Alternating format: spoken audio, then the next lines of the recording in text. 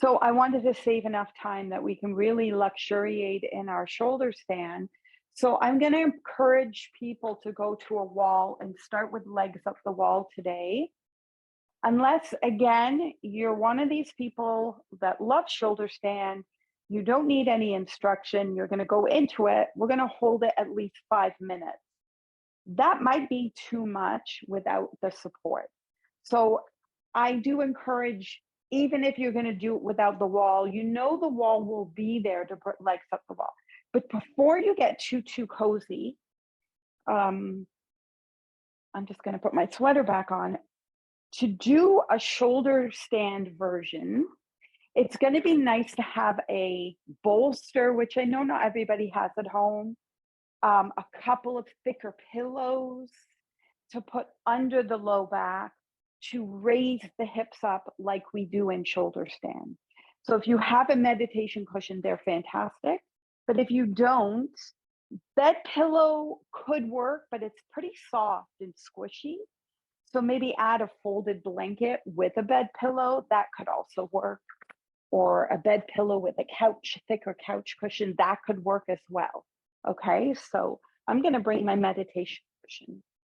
So I know some of you know how to do this already, but to get legs up the wall, a nice little trick. Okay, and let's say you don't have a wall where you are, you could do legs over the couch and start it from there. Legs over a coffee table, start it from there. Legs on a chair, but it should be pretty sturdy chair. Okay, but if you sit sideways to your wall, I think you guys can see me. I'm just going to turn this a little bit that way, just in case. Okay, if you sit sideways to the wall, when you go down and you pivot, your legs go up. Okay, because you're going to want to possibly start with your bum closer to the wall. Now, this first pose is simply called legs up the wall pose. It even has a Sanskrit name that I often botch the name of it, but I'm going to Viparita Karani.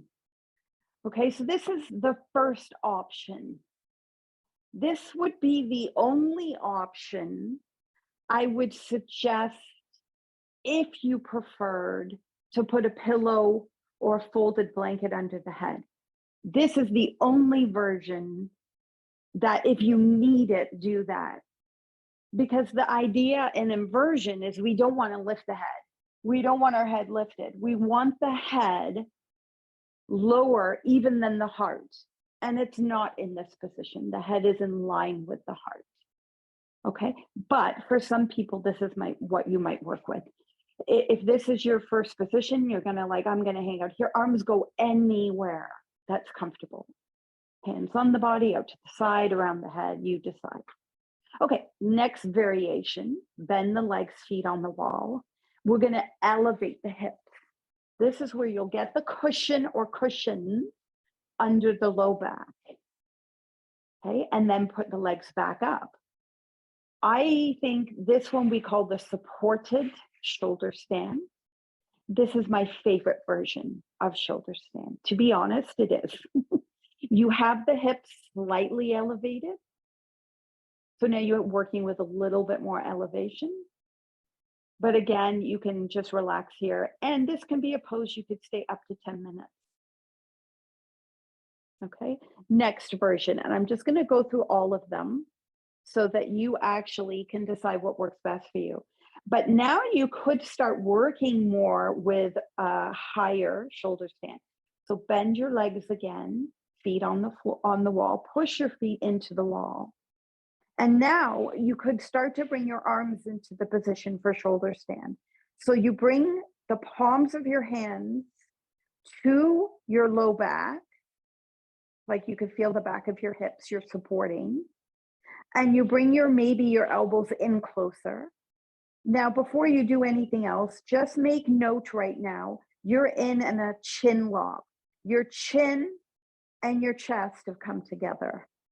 Be very mindful because now you're putting a lot more pressure on the top of your thoracic spine and the bottom of your cervical spine. So that might not be appropriate for people with osteoporosis. You do not want that pressure. Okay, so go back to just doing your legs on the wall. Okay, supported. But if this feels like, okay, this is manageable, you could now take one leg up. Okay, now the version of shoulder stand that I was taught through Kripalu was to not have your legs straight up, but to have the leg bent and coming slightly over your head. We call it the half shoulder stand version because it takes off some of the pressure on the neck. Okay, one thing I'm going to make note here, do not turn your head in this position, please. So just listening, not trying to look at the camera.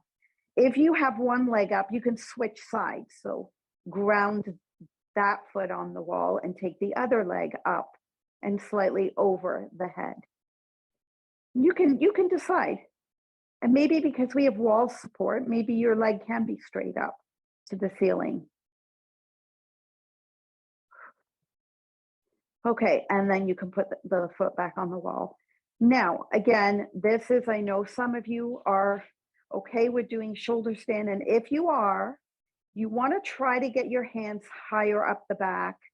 You can take both legs off the wall, but not straight up feet.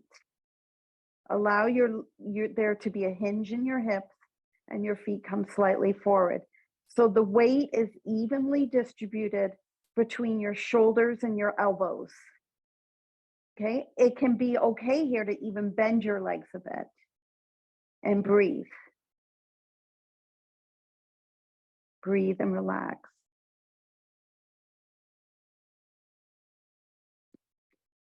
Okay, and then my shoulders are getting tired. My arms are getting tired here. So I'm just going to come back to my cushion, but you guys holding, we're just about 3.5 minutes. So we're going to stay 1.5 minutes longer. And you decide the version that works best for you. And I think there's so much to relaxing, especially here at the end of the practice, like to start to really relax your body and to be easy with your body. Breathe. Just make sure you're protecting, nurturing, caring for yourself, whatever version you're doing. I think this is a nice pose to close your eyes, to go inside.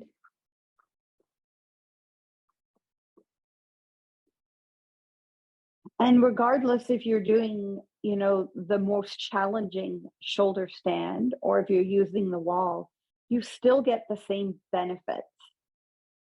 So the inversions are good for the cardiovascular system. They say that it's similar to getting an aerobic workout for your heart. It's good for the lymphatic system as it helps with the waste removal and fluid balance. It's good for the immune system response because it affects the cerebral spinal fluid around the skull and the brain, and it promotes elasticity in the cranial bones. And it's good for the endocrine system. Again, I mentioned the thyroid, the pituitary, actually the pineal gland is up in the head as well. So it brings the inversion. It brings the age-defying position.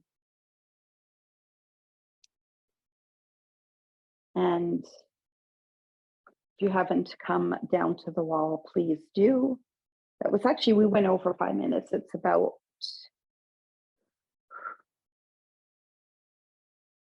we're almost at 6 minutes now. So if you're in shoulder stand, first come to the wall. If you're on the wall with a cushion, take the cushion away. And then we want to we do not want the head to sit up right away. We want to keep the head down. So roll to one side and stay down for a minute.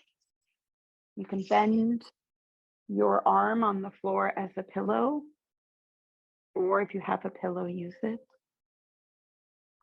Breathing in and out.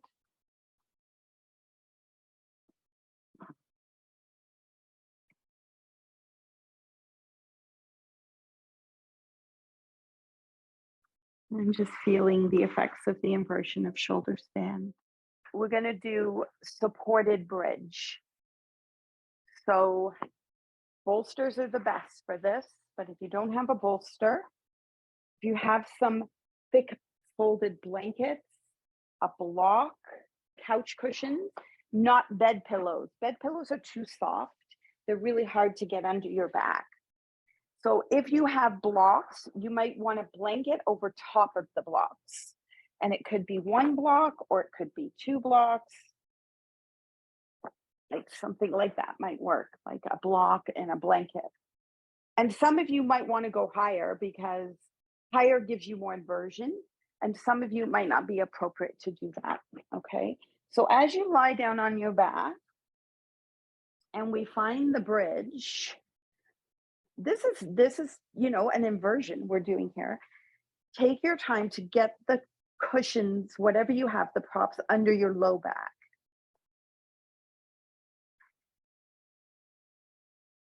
And feel very supported on the bony areas of the pelvis, your tailbone, and just above the tailbone, the 5 vertebrae of your sacrum, which those are 5 fused bones. You want to be very supported. If you have it up too high, it won't feel as comfortable. Okay, so let's just start with this because this is a very nice inversion in and of itself. It's it's gentle. So again, if you're avoiding inversions, what I'm going to suggest you do instead is do legs up the wall without a cushion under your back. Just flat back with legs up the wall. That is the gentlest form of an inversion. Or even lie on your back and just put pillows under your legs so your legs are slightly inverted.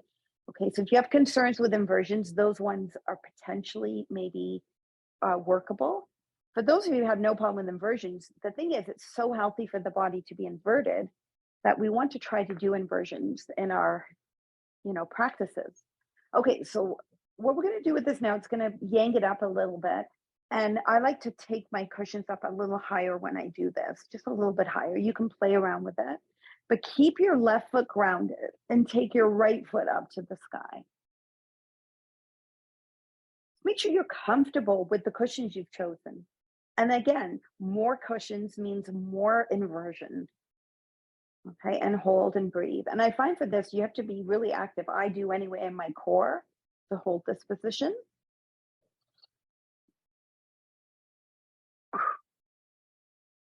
So we have one leg lifted, more inversion on that side. This is actually really good for feet and legs to be inverted, especially if you're going to be flying in an airplane, okay? Okay. When you get to your first destination, do legs up the bed, you know, or legs up the wall somewhere. Okay, now hug your right knee to chest and maybe clasp on the back of the knee and then stretch your left leg out.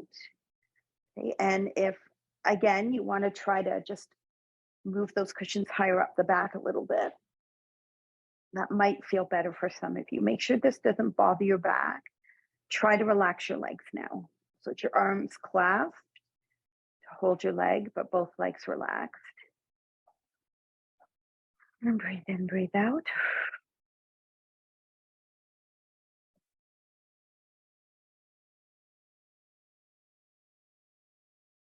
And just notice what's happening when you happen to notice, when you're paying attention.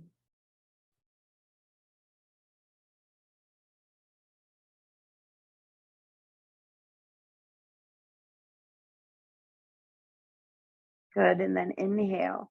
Exhale, release the right leg. Bend the left leg. Again, just check in. Do you need to adjust anything with your cushion? And this time, root the right foot down, lift the left leg up. Again, you might be activating some core here. You could press your palms down into the ground, if that helps. Stay active a little bit in your upper body. Remember, our core isn't just the core, isn't just even the belly. You know, it's the back, it's the sides, it's the glutes. And, you know, when you're activating your core, you can even feel it in the upper body too.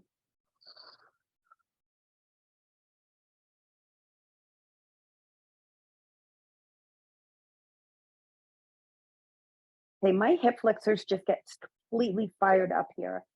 So I have to be mindful I don't overstress that. But whenever you're ready, you can bend the left leg, clasp your hands behind the left leg, and just let the right leg flop. Straighten it out. Let the foot just flop, leg just whatever position. You're not trying to hold it. You could squeeze the left thigh into abdomen if that feels okay. Check in with your hips. Breathe in and out. But really try to relax your right leg here. Right leg relaxed.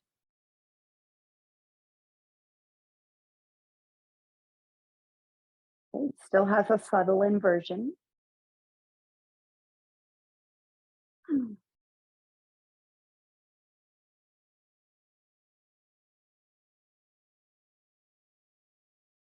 Okay, and then carefully release. If you do want to just sneak in for a moment, both legs released, both legs straight, this can be interesting. I have to be careful with my low back with this, but it feels really good for the front part of your hip and hip flexors. Okay, so some of you might need that. It might feel really good. So you're welcome to do that or go back to that at any point. Okay, but then let's move into our shoulder stand variation. So just make notes as we potentially go up into shoulder stand, you compromise your neck. So please don't be turning your head at that point. Keep your head just looking up to the sky and try to just listen for cues. So for this next part, I do, again, like to take my cushions up higher, the back, and then you bend both knees and you take both legs up. Now the legs don't necessarily need to be straight, perpendicular, like just coming right up to the ceiling. When we work with the shoulder stand in Kripalu, it's called the half shoulder stand, where you bring your legs slightly over your head. Now feel free to bend the legs a bit or straighten them. You can decide. Now, to be honest, this for me is perfect for my inversion, but I know some of you very easily can do your shoulder stand, but I think this is a nice way to get into it. You're just going to have to get your props out of the way. You bring your hands to the low back, the palms of the hands. You might need to push the cushions out of the way, and you walk your hands up the back. You lift your feet higher. You walk your elbows closer. And you'll notice you come into a much deeper chin lock. This is where it's really important now. You're doing quite a bit of flexion in your neck. So please don't move your head around. Please keep your head still and breathe. So you create more inversion by lifting your hips higher. And just marinate as long as you like here. 3 to 5 minutes, kind of. But remember, we've already been in our bridge. We've already been inverted. So don't feel like you have to hold that long. And you want to try and keep the weight even between shoulders and elbows.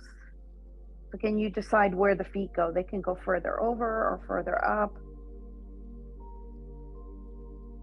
Ardha Sarvangasana, half shoulder stand. Sarva, meaning everything. Anga, meaning limb. It's good for every limb, but it's good for every system. It's good for the endocrine system, our pituitary gland, pineal gland. and thyroid gland. It's good for the cardiovascular system. It's like, and when our heart's upside down, it's like doing aerobic workout for the heart. Good for your organs, your abdominal organs to be inverted. It's good for your legs and feet. Okay, I'm coming down, but you just come down if you haven't already. And as you come back down, if your props are there, you can come down that way. Bend one leg carefully at a time. But if you've got rid of your props, you can come down spider form.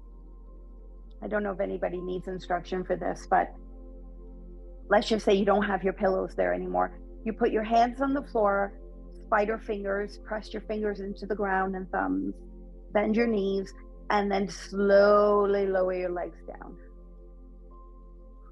But if you are in bridge, take the cushions away so you can come flat on your back. Whew. And don't sit up right now.